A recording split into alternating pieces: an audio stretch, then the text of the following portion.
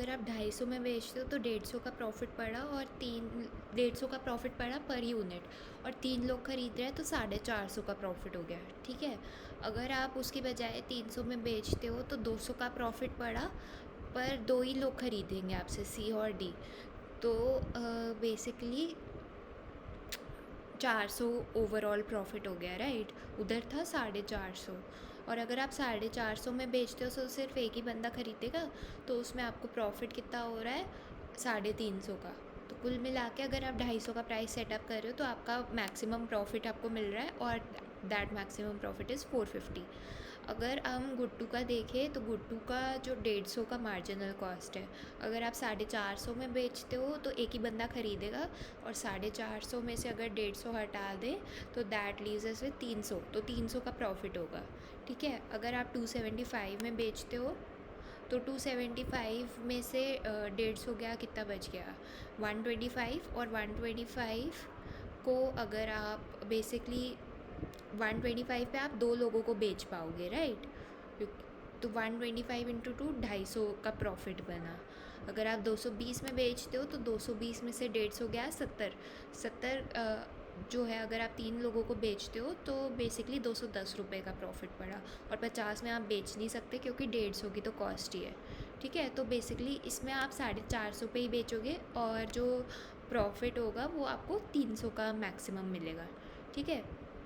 ये चीज़ हो गई। इधर सम ऑफ रिजर्वेशन प्राइसेस लिखा हुआ है। आपका प्रॉफिट कितना बना मोनोपली प्राइसिंग से, 750। 300 आप इधर से कमा रहे हो गुड 2 से, और 450 आप गुड 1 से कमा रहे हो, ठीक है। आगे अगर हम देखें तो प्योर बंडलिंग स्ट्रैटेजी पे आ जाते हैं, ठीक है। तो प्योर बंडलिंग स्ट्रैटेजी का भी फिगर आउट करना बहुत सिंपल है।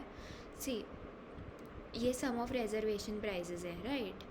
तो अगर आप 500 में बेचते हो अपने बंडल को, तो टोटल दोनों गुड्स बनाने की कॉस्ट 250 पड़ती है, तो आपको 250 का प्रॉफिट होगा, और आप चारों लोगों को बेच पाओगे तो 250 इंटू 4 1000 रुपये का आपको प्रॉफिट हो जाएगा। अगर 525 में बेचते हो तो आपको कितने का प्रॉफिट होगा, आपको बेसिकली 250 + 25 275 का प्रॉफिट हो जाएगा, और लेकिन आप सिर्फ एक ही को बेच पाओगे तो आपका टोटल प्रॉफिट 275 ही रह जाएगा।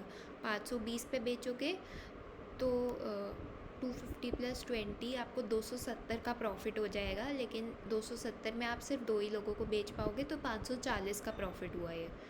और 500 की तो हमने बात कर ही ली। तो हमने देखा कि 500 में अगर हम बंडल बेचते हैं तो हमारा प्रॉफिट मैक्सिमाइज होता है, जो कि बेसिकली 1000 रुपये आ रहा है, ठीक है, ठीक है। तो ये पूरी बात कर ली हमने यहाँ तक, ठीक है। अब pure bundling of course preferable है, क्योंकि प्योर बंडलिंग से आपको 1000 का प्रॉफिट हो रहा है, खाली बिना बंडलिंग के आपको 750 रुपये मिल रहे थे, राइट। तो वो चीज़ है, लेकिन अब देखो एक बात नोटिस करो कि बंडलिंग के अंडर कंज्यूमर एक गुड 1 कंज्यूम कर पा रहा है, क्योंकि कंज्यूमर बेसिकली बंडलिंग में क्या हो रहा है, जो प्योर बंडलिंग है आप चारों को बंडल बेच रहे हो, तो कंज्यूमर ए गुड 1 ख़रीद पा रहा है, पर और कंज्यूमर डी गुड 2 ख़रीद पा रहा है, पर कंज्यूमर ए जो है उसकी जो विलिंगनेस टू पे है गुड 1 की, वो तो उसकी मार्जिनल कॉस्ट जितनी भी नहीं है, और कंज्यूमर डी की जो गुड 2 की मार्जिनल कॉस्ट, गुड 2 की विलिंगनेस टू पे है, वो मार्जिनल कॉस्ट जितनी भी नहीं है। तो ये एक फ़ीचर हमने ऑब्ज़र्व किया कि बंडलिंग में क्या होता है, कई बार लोगों को ऐसे गुड्स भी कंज्यूम करने को मिल जाते हैं जिसकी उनकी विलिंगनेस टू पे इतनी भी नहीं होती है कि वो मार्जिनल कॉस्ट तक कवर कर पाए, ठीक है। तो ये चीज़ है, ठीक है। क्या हम मिक्स्ड बंडलिंग से और ज़्यादा इम्प्रूवमेंट कर सकते हैं अपने प्रॉफिट्स में, देखते हैं, ठीक है।